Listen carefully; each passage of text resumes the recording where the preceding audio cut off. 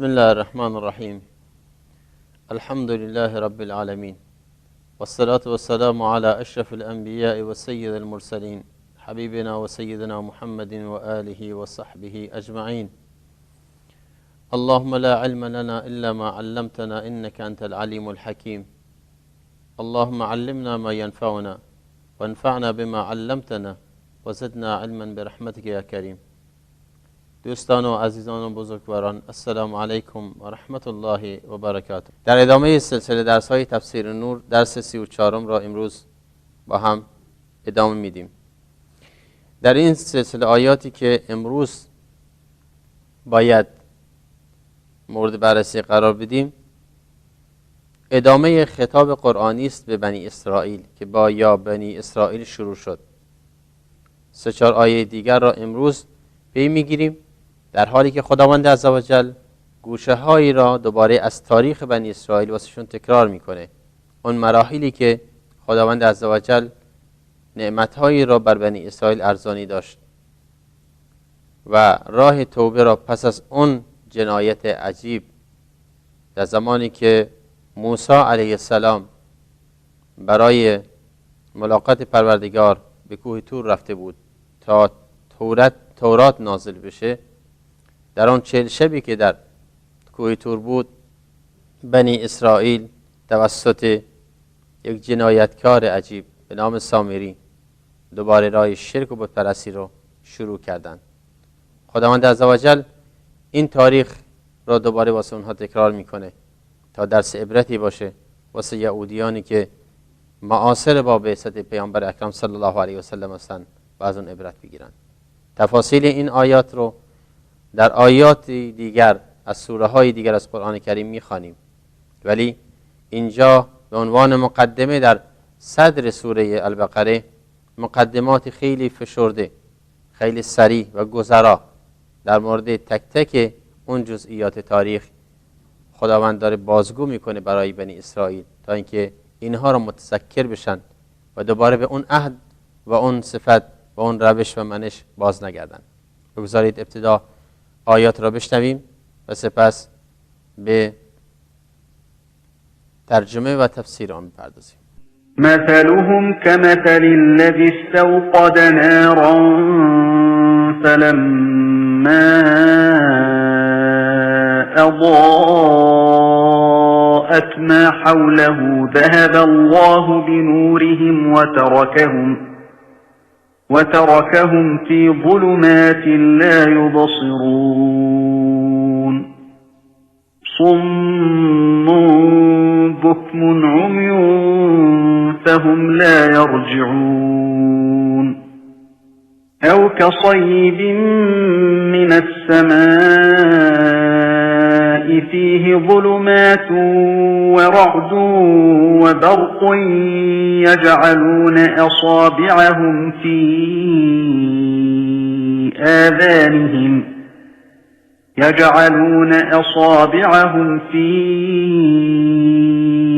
آذانهم من الصواعق حذر الموت والله محيط بالكافرين يكاد البرق يخطف أبصارهم كلما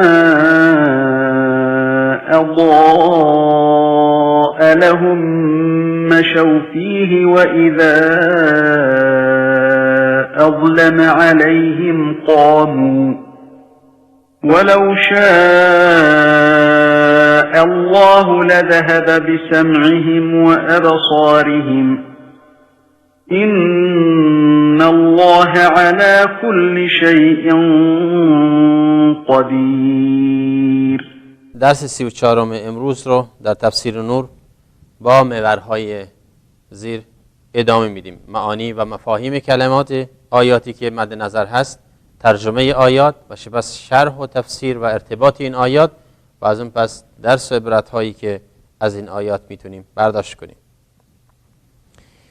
آیات را شنیدید، پس بنابراین در جمله این آیات خداوند عزوجل میفرماید و اذ وعدنا موسی 40 لیله، آیه 51 از سوره مبارکه البقره. در این آیه خداوند عزوجل فرمود و اذ، و گفتیم که این از حرف است و به معنای ظرف زمان و تذکر هست، یعنی بیاد بیارید، و این اسلوب قرآنی همیشه تکرار میشه برای بازگو کردن قصه ها در ابتدای اون، یعنی بیاد بیارید، بخونید، تکرارش کنید برای عبرت گرفتن. وعدنا از همون کلمه وعده گرفته شده، یعنی وعده دادیم به موسی. آن زمانی که به موسی وعده دادیم ما. مواعده از باب مفاعله است، یعنی مشارکه داره، مثل که دو نفر به هم دیگه وعده میذارن. و عده‌ای این نوع تفسیر رو رد کردن، گفتن که خداوند با موسی در دو طرف قضیه نیستند، چون خداوند خالق است و موسی مخلوق، اون پروردگاره و این بنده است. پس بنابراین خداوند موسی را به حضور طلبیده، گفته بیا به کوه طور تا اینکه قرآن یا تورات و آیات هم را بر تو نازل کنم. و گفته شده که این معنا برای وعده دادن یا وعده پذیرفتن هر دو مقبول است. مثل که خداوند عزوجل الهام میکنه به موسی علیه السلام که به بارگاه هم به کوه طور برو و در آنجا مرا نیایش کن و ستایش کن. موسی هم پذیرفت. پس از نجات بنی اسرائیل از دست فرعونیان برای مدتی از اونها اجازه خلوت و اعتکاف خواست. در ابتدا 30 شب بود. و اذ وعدنا موسی 30 لیلة فاتممناها ب10 فتم میقات ربی 40 لیله. این در سوره اعراف هست، ولی در سوره بقره مختصرا گفتیم که به خاطر سوره بقره، بخصوص در ابتدای سوره بقره، قصه و داستان بنی اسرائیل خیلی فشرده و خیلی کوتاه چکیده اون مطلب ذکر میشه و بنی اسرائیل که داستان خودش میفهمه چه خبره و در تاریخ اجدادش چه گذشته کل ماجرا را میدونه، پس بنابراین لازم به تفصیل نیست. خداوند عزوجل در اینجا فرمود و اذ وعدنا، و آن هنگامی را بیاد بیارید که ما وعده دادیم به موسی. و موسی علیه السلام مشهوره، پیامبر اولوالعزم و مشهور بنی اسرائیل. 40 لیله، 40 شب. همطور که عرض کردم خدمتتون، در آیه‌ای که در سوره الاعراف هست خدا میفرماید 30 لیلة فاتممناها ب10 فتم میقات ربه 40 لیله. موسی ابتدا برای 1 ماه گفته شده، اون ماه ذوالقعده بوده و همچنین در روزش در روز اول ذوالحجه، ایام به اصطلاح مبارکه حج، و تورات در روز عید حج نازل شده بر پیامبر بزرگوار حضرت موسی علیه السلام. اینطور تفسیر کردن مفسرین و این را از کجا بیرون آوردن؟ شاید از روایات بنی اسرائیلی باشه که در این ماجراهای تاریخی نقل شده و نقل اون اشکالی نداره، چون درش هیچ نوع تضادی با آیات قرآن وجود نداره. و پیامبر اکرم صلی الله علیه و سلم فرمود که حدثوا عن بنی اسرائیل ولا حرج، یعنی در جایی که مخالفتی از روایات بنی اسرائیل با قرآن وجود نداره نقل قول بکنید و اشکالی نداره. پس بنابراین گفته شده که حضرت موسی علیه السلام 1 ماه برای 1 ماه از بنی اسرائیل اجازه خواست، رفت به کوه طور برای مناجات و در این مدت هارون را، برادرش رو که پیامبر بود، به جای خود جانشین قرار داد که مواظب کردار و رفتار و اقتدار دینی به اصطلاح بنی اسرائیل باشه. در 10 روزی که بقیه اونجا موند بعد از 1 ماه که 40 روز شد، در اون 10 روز ماجرای گوساله پرستی توسط سامری شروع شد و اون فتنه‌ای که خداوند بعد در این آیات بهش اشاره می‌کنیم. پس برای 40 شب رفت. چرا گفتش 40 شب و نگفتش 40 روز؟ به دلیل اینکه در فرهنگ دینی و فرهنگ قرآنی و وقتی به طبیعت نگاه می‌کنیم، شب در شبان روز، شب بر روز مقدمه، شب بر روز مقدمه. بنابراین اگر 24 ساعت شبان روز در نظر بگیریم، روز دقیق اون روز با غروب آفتاب شروع میشه و در واقع میخواد بگه که دنیا در اصل تاریکه. اون چراغ نورانی خورشید روزی است که در ادامه شب میاد، در ادامه شب میاد و بقیه اون روز رو چیکار میکنه؟ بقیه اون شبانه روز رو روشن میکنه. ممکنه در یک فصل 6 ساعت، 8 ساعت، 10 ساعت، 12 ساعت، 14 ساعت این روزها رو داشته باشیم، ولی مهم اینه که بدونیم اصل در فرهنگ به اصطلاح طبیعت اینه که شب باشد. پس بنابراین 40 لیلة 40 شب برای ملاقات و مناجات پروردگارش به طور رفت. در اینجا سخن از طور نیست، سخن از تفاصیل جزئیات نیست، گفتم مختصر قرآن بیان کرده. پس بنابراین خداوند عزوجل وعده داد به موسی علیه السلام برای 1 ماه و سپس 10 روز دیگر گفته شده ایام 10 ذوالحجه یا همون ایام 10 و الفجر، 10 فجر قرآنی و اسلامی، همون 10 اول ماه ذوالحجه است که حجاج در مواقیت و برای حج خودشون آماده میکنن در مکه مکرمه و منا و مشاعر حرام. سپس خداوند از جلاله فرمود ثم اتخذتم، سپس شما گرفتید. اتخذتم یعنی چی؟ قرار دادید، گرفتید. اتخذتم العجل، و عجل یعنی گوساله. منظور خود گوساله نیست، گوساله زنده نیست، بلکه مجسمه است که سامری آن را از مجوهرات زنان بنی اسرائیلی ساخته بود و در آن سوراخ‌هایی قرار داده بود از دهنش و جای دیگه که وقتی هوا در اون میپیچید مثل اینکه آواز میداد و مردم احساس میکردن که بله این حتما روح درش هست و خداست و باید اون رو پرستش بشه و ازش مورد کرنش قرار بگیره. و متاسفانه رو به گوساله پرستی آوردن در این 10 روز. خداوند اینجا میفرماید وعدنا موسی 40 لیلة ثم اتخذتم العجل، ما بیارید اون زمانی که موسی را وعده دادیم برای 40 شبانه روز به کوه طور برای مناجات و سپس برای نزول تورات. سپس شما در این مدت کار کردید؟ گوساله را بعد از اینکه موسی از میان شما رفته بود، گوساله را قرار دادید به عنوان خدایتان. اتخاذ در اینجا یعنی قرار دادن، ولی قرار دادن به چه هدفی؟ به هدف پرستش. و انتم ظالمون، و این جمله حالی است، یعنی شما در این کارتون ستمگر بودید، به خودتون ستم کردید. موسی علیه السلام پیامبر خداوند موحد اومده شما را از دست فرعونیان و از دست اون همه ظلم و ستم و از اون همه شرک و خرافات فرعونیان نجات داده. فرعونی که ادعای خدایی میکرد شما را از عبادت اون نجات داده، آورده به خداوند یکدیگر آشنا کرده و حالا رفته پیام خدا را بگیره به عنوان دستور و آیین زندگی که همون تورات هست. در این مدت شما دوباره برگشتید به سوی شرک و خرافات.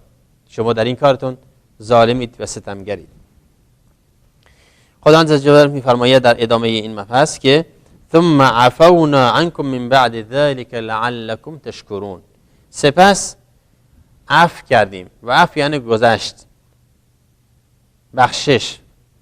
بخشیدیم شما را بعد از آن که این گناه را مرتکب شدید و توبه کردید، شما را بخشیدیم لعلكم تشکرون، تا اینکه شکرگزار باشید، تا اینکه بقیه راهتون و ادامهتون را با شکر و سپاس و اینکه خداوند از شما توبهتون رو پذیرفته و در رحمتش بر شما باز کرده با نزول تورات ادامه بدید.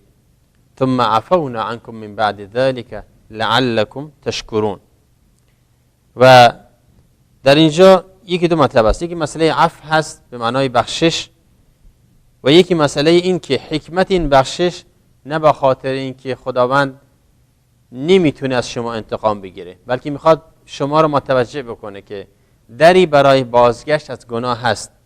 حالا که باز کردیم و شما توبه کردید، بیایید شکرگزار این نعمت ها باشید که گذشت میکنه خداوند.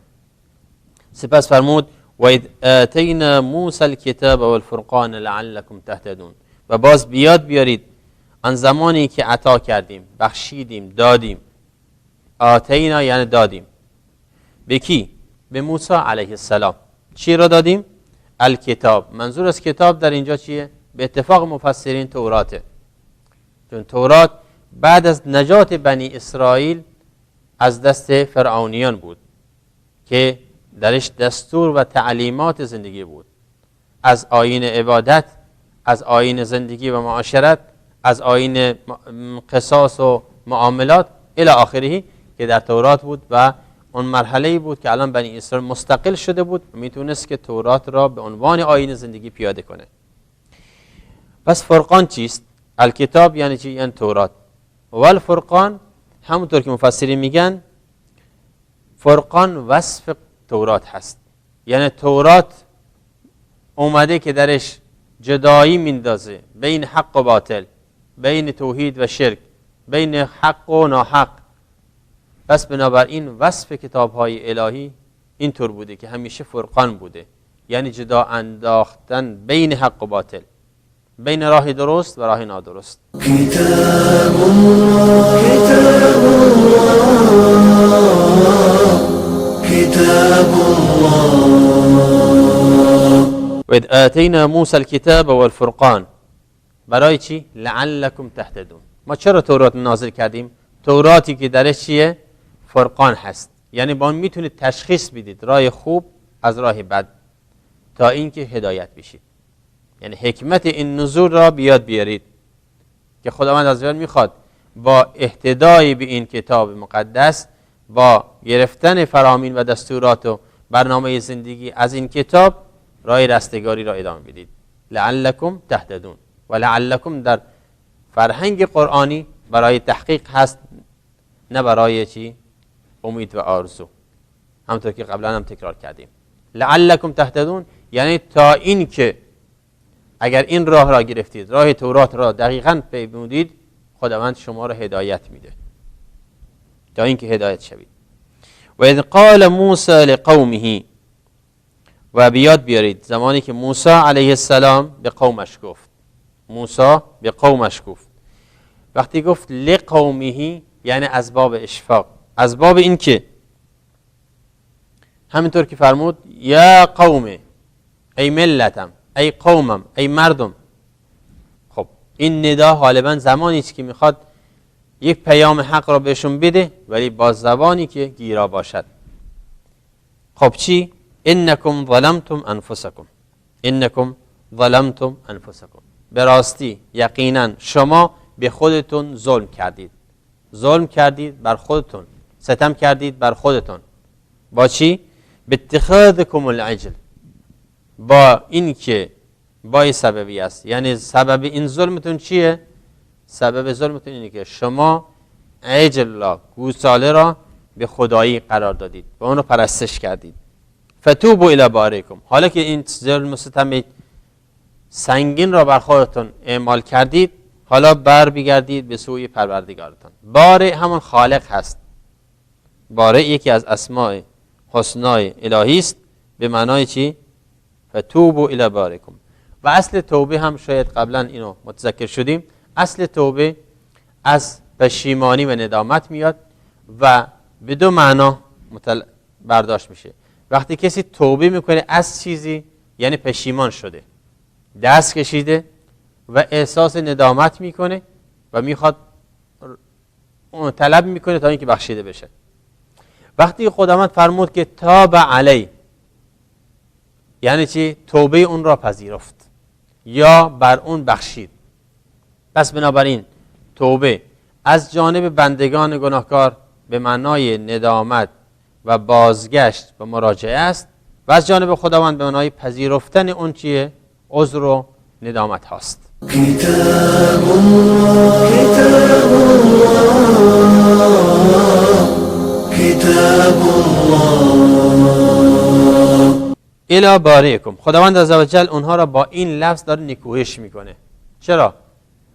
چون هر صفت یا هر اسم مقدس خداوند عزوجل یک دلالت خاصی داره و در اینجا وقتی خداوند میفرماید فتوبوا الی بارئکم، باز بگرد به سوی خالقتان، کسی که شما را از نیستی به وجود آورده میخواد به اینا بگی که شما مگه شعور این را نداشتید که خداوند شما را الله شما را خلق کرده و آفریده، پس چرا غیر اون را عبادت میکنید؟ بس بگردید به سوی خودش که این عبادت ها مستحق اونه، حالا به سوی اون توبه کنید و بر بگردید و احساس ندامت و ابراز ندامت بکنید.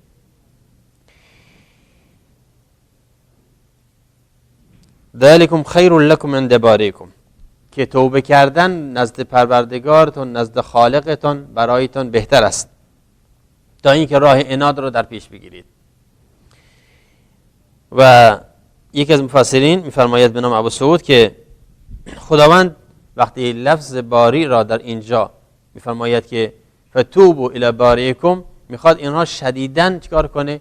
نیکویش بکنه بر اون کار زشتشون، در حالی که این نعمت‌های که تا به حال از خلق گرفته و ایجاد تا زمان نجات از دست فرعونیان تا زمان استقلال، همه اینها خداوند بر اونها نعمت ارزانی داشته و با قدرت بیکران الهی بوده و با فضل بیکران الهی صورت گرفته. پس چرا الان دوباره برگشتن به راه شرک و خرافات؟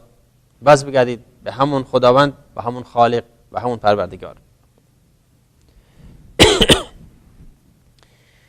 فقتلوا انفسکم، راه توبهشون این بود که خداوند دستور داد بکشید و این لفظ ظاهر همینطور نشون میده که قتل یعنی کشتن، هرچند که بعضی از مفسرین به معنای قتل نفس سرکش و اماره به سوء تفسیر کردن، ولی این معنا خیلی بعیده.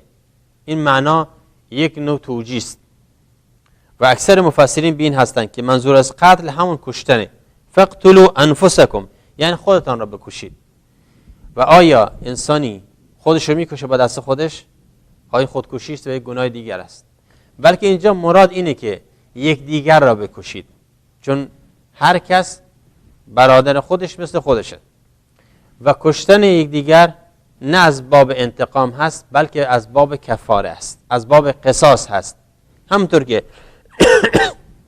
در فرهنگ قصاص ها ما داریم که اگر کسی جریمه قتل متعمدن صورت انجام بده به کیفر قتلش میرسونن، با اینکه مسلمان باشه، با اینکه در همون لحظه مرگم نماز بخونه و عبادت انجام بده، بازم به قصاص قتلش و کیفر گناهش میرسوننش.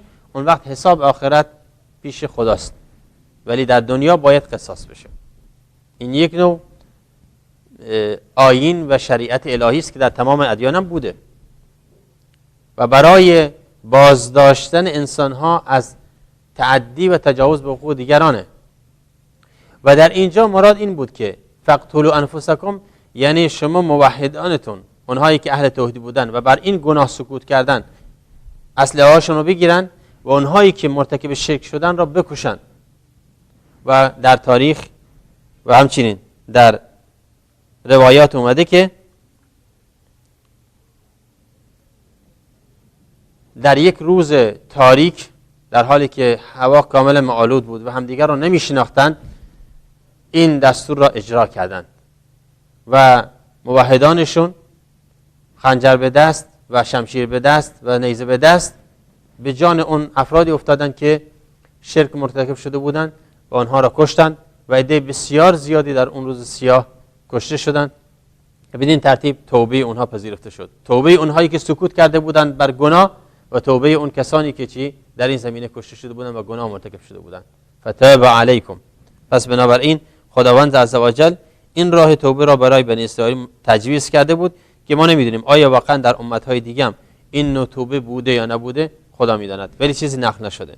ترجمه این آیات چندگانه بدین ترتیبه: و اذ وعدنا موسی 40 لیلة، یعنی بیاد بیاورید ای بنی اسرائیل زمانی که موسی را وعده دادیم برای 40 شب و سپس شما بعد از موسی گوساله را به خدایی گرفتید در حالی که شما ستمگران بودید. در آیه بعد می‌فرماید سپس بعد از آن از شما درگذشتیم تا شکرگزار باشید. در آیه بعد 53 و نیز بیاد آورید زمانی که موسی را تورات و فرقان عطا کردیم یا نازل کردیم تا هدایت شوید. و در آیه 54 آیه آخر و نیز بیاد آورید زمانی که موسی به قومش گفت ای ملت همانا شما با گوساله پرستی به خودتان ستم کردید، پس به سوی آفریدگارتان برگردید و یکدیگر را بکوشید که این نزد پروردگارتان برایتان بهتر است تا توبهتان را بپذیرد، همانا اوست بسیار توبه پذیر و مهربان. فتاب علیکم انه هو التواب الرحیم. این ترجمه این 4 آیه هست. با توجه به این میتوان گفت که خداوند عزوجل بار دیگر با تکرار یک سری از گوشه هایی از تاریخش بنی اسرائیل اینها را متذکر میشه که همچون مراحل دشواری را اجداد شما، بزرگان شما، گذشتگان شما در زندگی طی کردند. شما به این تاریخ بر نگردید، از اون عبرت بگیرید. این در زمانی بود که متاسفانه در زمانی بود که موسی علیه السلام برای گرفتن پیام حق رفته بود به کوه طور، در زمانی که میخواست تورات نازل بشه و احکام و شریعت آسمانی که خداوند عزوجل دستورش داده بود بر موسی نازل میشد تا اینکه اون پیام برای بنی اسرائیل زندگی سعادتمند دنیاشون رو ترتیب بده.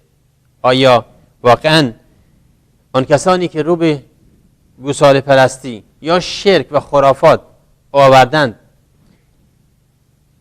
حقیقت این مسئله را درک کرده بودند که در این زمانی که باید شبانه روز خودشون وقت میکردن برای شکر و سپاس خداوند از نجات که خداوند نصیبشون کرده بود از دست بنی اسرائیل، باز برمیگشتن به این راه، یا اینکه واقعا این از عناد و لجاجت و از جهل و بیسوادی عده‌ای بود، خدا بهتر میدونه. ولی اون چه که هست اینه که بنی اسرائیل همونطور که ابن جریر طبری از امام زهری و ابن ابی حاتم از علی ابن ابی طالب و بقیه همچنین امام مسلم و امام احمد در کتاب الزهد نقل کرده اند، میفرمایند که موسی به امر الله بنی اسرائیل را دستور میده که تا برای توبهشون یکدیگر را بکشند. پس روز سیاه و تاریک را در پیش رو داشتند تا این کفاره و توبه را به جای آورند و کسی از دیگری خجالت نکشه و رو درواسی نداشته باشه یا با ترس و واهمه این مسئله را اجرا نکنه. در این روز بسیار شرم‌آورشان موحدان و مؤمنان با سلاح به دست به مشرکینشان را کشتند و عده بسیار زیادی در این روز کشته شدند. وقتی آن ظلمت و آن تاریکی برطرف شد دست کشیدند و خداوند آنها را همگی در جمله توبه کنندگان پذیرفت. آنهایی که کشته شده بودند به قصاص گناهانشون و آنهایی که زنده شده بودند و باقی مونده بودند به عبرت سکوتشون در مقابل به گناه سکوتشون در مقابل خرافاتی که سکوت کرده بودند. كتاب الله كتاب الله كتاب الله. البته همونطور که عرض کردم خدمتتون این نوع توبه یا تنبیه ما در امتهای دیگه سراغ نداریم و یا آنچه که من میدونم اهل قلم و مورخین اون رو نقل نکردن. درس و عبرت هایی که ممکنه در این زمینه بسیار مهم باشد و مسلمان بتونه از این آیات که تفاصیل اون رو گذاشته خداوند واسه آیات بعد و سوره های بعد واسه جزئیاتی که بعد خواهد آمد، اینه که در ابتدا باید بدونیم گناهی که پس از انعام و اکرام باشه بسیار زشت‌تر و کیفرش هم سنگین‌تره. یعنی شما شاید یک لحظه تصور کنید که چطوری برای شرک راه توبه هم باز وجود داره خداوند دستور بده به بنی اسرائیل که حالا که اینها مرتکب گوساله پرستی شدن پس اونها را بکشید، با اینکه میدونیم که هر گناهی که از خودش بدتر مثل شرک نباشه خداوند باز هم در توبه واسش گذاشته. اما در اینجا اگر کیفر سنگین است، اگر قصاص سنگین هست، باید بیاد بیاریم که جریمه هم بسیار سنگینه. اگر بنی اسرائیل این کار را در عهد فرعون انجام میدادن خب یک حرفی بود، یه بهانه‌ای داشتن، ولی حالا در مرحله نجات با چشمان خودشون میدیدن که چطوری اونها با فضل خداوند با معجزه آسا دارن از دریا میگذرن، اما فرعونیان دارن غرق میشن با اون قدرت با اون جبروتشون. اونها میدونن که بنی اسرائیل چقدر در ذلت و خواری زندگی میکردند. اما خداوند عزوجل با فرعون چگونه برخورد کرد و آنها را به خاک ذلت نشوند و در عوض موسی را برای اونها به عنوان یک رهبر مقتدر قرار داد تا اینکه اونها را از اون ذلت و قهر و بندگی نجاتشون بده. آیا اینها شکرانه نمیخواد؟ آیا اینها سپاس نمیخواد؟ انسان در این همه مراحل طغیان و غرور و عناد باشد که همه این نعمتها را فراموش کنه، باز بر بگردد به گوساله پرستی، این واقعا جریمه نابخشوده نیست. ولذا کیفر اگر سنگین است، جریمه هم سنگین بود. درس دوم اینه که تورات کتاب هدایت و رستگاری است و بنی اسرائیل قدر اون رو ندونست. قرآن از تورات بارها تمجید کرده، فرمود که و آتینا موسی الکتاب و الفرقان. همطور که گفتیم امام مجاهد رحمت الله علیه از ائمه تابعین در علم تفسیر میفرماید که فرقان وصف تورات هست، جدایی انداختن بین حق و باطل، چیزی که انسان میتونه از راه اون حق و باطل را هم تشخیص بده. ولی آیا یهود و بنی اسرائیل قدر این کتاب مقدس را دانستند یا از روی امیال و هوا و هوس‌های خودشون با آن بازی کردند؟ همینطور بود. خداوند در سوم اینه که خداوند توبه پذیره و لذا راه بازگشتی برای همه بندگانش قرار داده. ثم عفونا عنکم من بعد ذلک لعلکم تشکرون.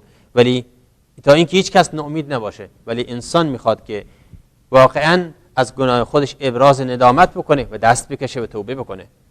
درس چهارم اینه که شرک و خرافات بدترین و زشترین گناهان است که شیطان سعی میکنه به شیوه های مختلف آن را در قلب انسان مزین بکنه، یا اینکه با بزرگداشت‌ها و واسطه‌ها و امثال اون برای انسان نشون بده که اشکالی نداره به این سری شیوه ها خدای را عبادت کرد.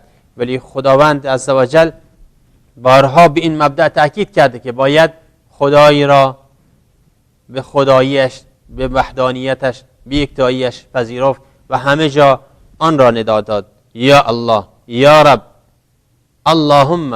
نه اینکه هیچ واسطه و هیچ میانه‌ای در میان ما و خدا نباشد. درس پنجم اینه که عفو و گذشت برای این است که انسان خطاکار سل عقل بیاد، نه اینکه مغرور و متکبر در گناهان خودش ادامه بده. و درس آخر اینه که داستان گوساله پرستی بنی اسرائیل زنگ خطری است برای آنهایی که شیطان فریبشون میده و هر کس را و هر کاری را به نام دین برایشون مزین میکنه.